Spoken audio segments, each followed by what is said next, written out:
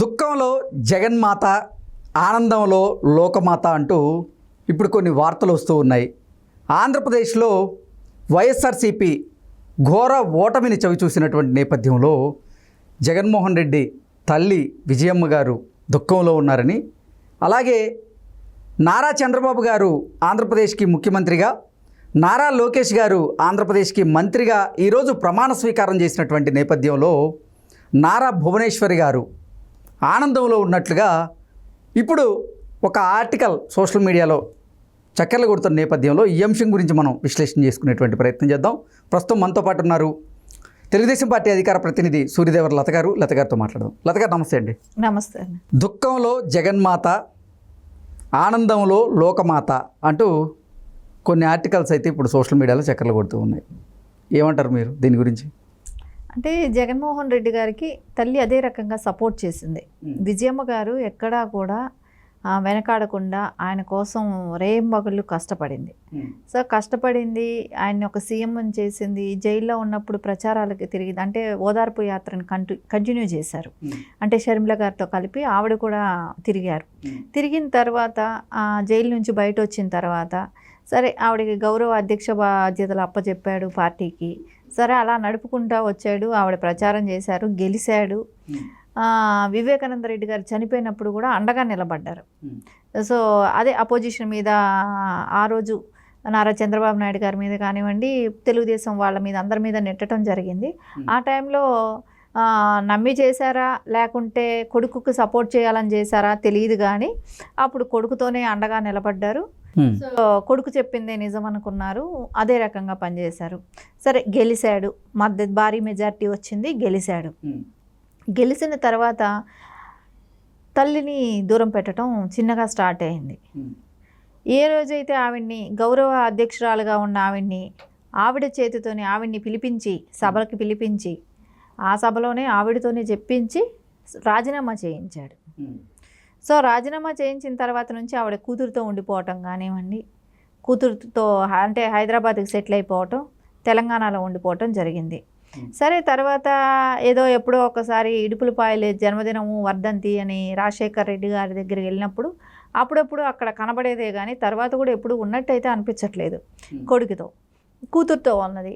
సరే తర్వాత కూడా మనం చూసాం ఆయన మాటలాడటమే కానివ్వండి, ఇవన్నీ అవినాష్ రెడ్డిని ఈ రకంగా వెనకేసుకురావటం, కుటుంబాన్ని అంతా పక్కన పెట్టడం ఆవిడకి బాధ వేసినట్టుంది.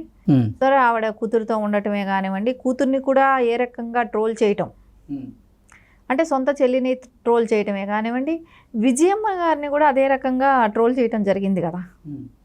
సో రాజశేఖర్ రెడ్డి గారి సతీమైన ఆవిడ్ని కూడా అదేలాగా మాట్లాడారు, కానీ ఎక్కడ ఖండించలేదు ఎవరు కూడా. ఆయన సీఎం హోదాలో ఉండి జరిగాయి కదా ఇవన్నీ. ఇప్పుడు ఎవరో అపోజిషన్ వాళ్ళు సీఎంగా ఉన్నారు అని అంటే అప్పుడు జరిగిందంటే ఎవరైనా కూడా పెద్ద పట్టించుకోరు.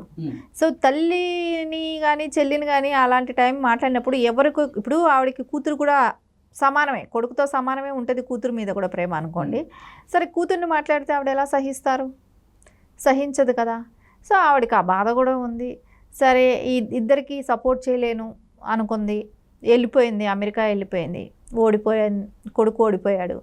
సరే వచ్చింది, కానీ వచ్చిన తర్వాత పరిస్థితులు ఏంటి అనేది చూసుకుంటే ఇంకా దాని గురించి ఇంకా ఆవిడ బయట రాలేదు, ఓపెన్గా ఏ విషయాలు చెప్పలేదు. సరే నెక్స్ట్ మంత్ రాజశేఖర్ రెడ్డి గారి జయంతి జూలై 8వ తారీఖు ఇడుపులపాయలో కలిసే అవకాశం ఉంది. అంటే జయంతి సందర్భంగా, రాజశేఖర్ రెడ్డి గారి జయంతి సందర్భంగా కలిసే అవకాశాలు కనపడుతున్నాయి. సరే అక్కడ కలిసిన తర్వాత ఎలాంటి డెసిషన్ అనేది ఆ రోజు వరకు మనకు తెలియదు, సస్పెన్స్. సరే ఇప్పటి వరకు ఇంకా ఆవిడ బాధలో ఉన్నట్టే కదా. సరే మనం ఇప్పుడు లోకేష్ గారి విషయానికి వస్తే, లోకేష్ గారు చాలా రకాల బాధలు పడ్డారు.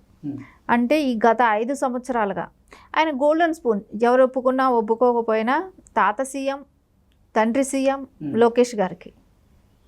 సో తండ్రి 14 సంవత్సరాలు అప్పటికి సీఎం, తర్వాత తీసుకున్న ఆయన పడ్డ కష్టాలు, సెక్షన్ కూడా పెట్టారు. ఆయన పాదయాత్ర చేస్తుంటే ఎక్కడికక్కడ డ్రోన్ కెమెరాలు పెట్టి ఆయన ఎక్కడ వెళ్తుంటే అక్కడ చిత్రీకరించడమే కానివ్వండి, ఆయన కోసం వాలంటీర్లుగా పనిచేసిన వాళ్ళందరినీ కొట్టడం కానివ్వండి, రాళ్లతో దాడి, ఆయన ఏ ఊర్లోనే వెళ్తుంటే అక్కడ రాళ్లతో దాడి జరగటం, రాత్రిపూట కూడా జరుగుతున్నప్పుడు చీకట్లో రాళ్ళతో దాడి చేయించడం కానివ్వండి, చాలా రకాల ఇబ్బందులు పెట్టారు. ఆయన మాట్లాడాలంటే మైక్ కట్ చేసేవాళ్ళు. ఆయనకి స్టేజ్ వేయనివ్వకుండా ఆయన వచ్చిన చోట స్టేజ్ వేసి మాట్లాడాలంటే అవకాశాలు లేకుండా ఉండేది. సో అక్కడ ఒక స్టూల్ ఎక్కి మాట్లాడటం, వెహికల్ ఎక్కి మాట్లాడటం, ఇలాంటి ఇబ్బందులన్నీ కూడా పడ్డారు. సో ఎక్కడికెక్కడ ఆయన వెళ్తుంటే చోటంతా రాళ్ళ దాడి, పోస్టర్స్ వేస్తే చింపేయటమే కానివ్వండి, ఇట్లాంటి ప్రతి చోట కూడా జరిగాయి. కానీ ఆ రోజు కూడా భువనేశ్వరం ఎక్కడా కూడా వెనకడ వేయలేదు. ప్రతి చోటికి 100 రోజులకే కానివ్వండి, 200 రోజు పాదయాత్ర కానీ ప్రతి చోట వెళ్ళి కొడుకుకి సపోర్టింగ్గా వెళ్ళారు. సో ఆ రోజు మద్దతు తెలిపి రావటమే కానివ్వండి. సో వాళ్ళకి ఒక్క కొడుకే, భువనేశ్వరి గారికి ఒక్కడే ఒక కొడుకు. సో ఆయన పెరిగిన విధానం, ఆయన ఇది వేరుగా ఉండేది కదా. సో అలాంటి వ్యక్తి రోడ్డు మీదకి వచ్చి కష్టపడుతున్నప్పుడు ఏ తల్లికైనా బాధే ఉంటుంది. సో నా కొడుకుని ఇప్పుడు ఇన్ని రోజులు అంటే 4000 కిలోమీటర్లు నడిచారు కదా. ఇప్పటి వరకు 4000 కిలోమీటర్లు నడిచిన వాళ్ళు ఎవరు లేదు పాదయాత్రలో. సో అంత నడిచారు. అలా నడిచిన వ్యక్తిని ఈరోజు మనం చూస్తే ఈ సక్సెస్ వచ్చింది అని అంటే ఆయన కష్టం వృధా పోలేదు. ఎక్కడ కష్టపడ్డారు, కష్టపడ్డదానికి ఈరోజు ఫలితం వచ్చింది. అది కూడా కాకుండా నారా చంద్రబాబు నాయుడు గారిని అరెస్ట్ చేసినప్పుడు కానివ్వండి, ఆయన ఒక్కడే అయిపోయారు. అంటే పవన్ కళ్యాణ్ గారు ఉండొచ్చు, బాలకృష్ణ గారు ఉండొచ్చు, వీళ్ళంతా ఉంటారండి. రాజకీయంగా ఎక్కువ ఇన్వాల్వ్మెంట్ ఆ పార్టీకి బాబు గారి తర్వాత ఎవరు, లోకేష్ గారు అన్నట్టే ఉంది. ఆ లోకేష్ గారు ఎలా హ్యాండిల్ చేస్తారు, ఆ సిచ్యువేషన్ ఎలా తీసుకుంటారు, ఢిల్లీ పెద్దలతో మాట్లాడటమే కానివ్వండి, బాబు గారిని వెళ్ళి ములాఖతులో కలవటమే కానివ్వండి, తల్లికి ధైర్యం చెప్పుకోవాలి, ఫ్యామిలీలో అందరికీ ధైర్యం చెప్పుకోవాలి, ఇలాంటివన్నీ కూడా ఆయన ఒక్కళ్ళు హ్యాండిల్ చేశారు కదా. ఆ హ్యాండిల్ చేసిన విధానమే కానివ్వండి, ఆయన పడ్డ కష్టానికి ఈరోజు ఫలితం అనేది రావటం. సో ఈరోజు భువనేశ్వర్ గారు కూడా ఎంత కష్టపడ్డారు అంటే గతంలో ఇన్ని సంవత్సరాలు ఏ రోజు ఆవిడ కష్టపడి ఉండరు ఇంత. ఈ టర్మ్లో అంటే బాబు గారు అరెస్ట్ అయిన దగ్గర నుంచి కూడా చాలా ఇబ్బందులు ఫేస్ చేశారు. అంటే మనం చూసాం కదా, వాళ్ళ బస్సులో ఉన్నారు 53 రోజులు, బస్సులో స్టే చేశారు. స్టే చేసి అక్కడ రాజమండ్రికి దగ్గరలో ఉండాలి, ఆ జైలుకి దగ్గరలో ఉండాలన్న దానికోసం బస్సులో స్టే చేసి ఉన్నారు అని అంటే చాలా ఇబ్బందులు పడ్డారు. ఈరోజు ప్రమాణ స్వీకారం అవుతుంది, ఇంత సక్సెస్ అనుభవించారా అని అంటే వాళ్ళ కష్టం అంతా ఎక్కడికి పోలేదు. ఆవిడ ఏ రోజు రాజకీయాల గురించి మాట్లాడలేదు. లోకేష్ గారి మదరు ఏ రోజు రాజకీయాల గురించి మాట్లాడలేదు. అలాంటి వ్యక్తి ఈ నిజం గెలవాలనే దాన్ని ఒకటి తీసుకొని ఆవిడ రాజకీయాల గురించి మాట్లాడటమే కానివ్వండి, ఆవిడ ప్రజల్లోకి వెళ్ళిన విధానమే కానివ్వండి, సో ఖచ్చితంగా ప్రతి వాళ్ళకి హృదయానికి అత్తుకుపోయింది. ఆవిడ ఇన్ని సంవత్సరాలు సీఎం భార్య, ఇన్ని సంవత్సరాలు వాళ్ళ తండ్రి గారు సీఎంగా ఉన్నారు. అలాంటి టైంలో కూడా ఆవిడ ఏ రోజు బయట రాలేదు. కానీ ఇప్పుడు వచ్చారు అని ప్రజల్లో అందరికీ కూడా ఆ డిఫరెన్స్ చేంజ్ చూశారు. లోకేష్ గారి కష్టం కూడా ఊరికే పోలేదు కాబట్టి ఆయన ఈరోజు విజయం సాధించి ఈరోజు మినిస్టర్ అయ్యారంటే అది సెకండ్ టైం మినిస్టర్. ఆబ్వియస్లీ ఆ తల్లికి ఆనందం ఉంటుంది కదా. ఖచ్చితంగా ఈరోజు పడ్డ కష్టానికే కానివ్వండి, ఆ శ్రమకే కానివ్వండి, బాబు గారు పడ్డ కష్టమే కానివ్వండి, ఇవన్నీ తీసుకుంటే ఈరోజు లోకేష్ గారి మదరు హ్యాపీగానే ఉన్నారు. అంటే ఇక్కడ ఒక మంచి చెడుకి డిఫరెన్స్ కనపడుతుంది.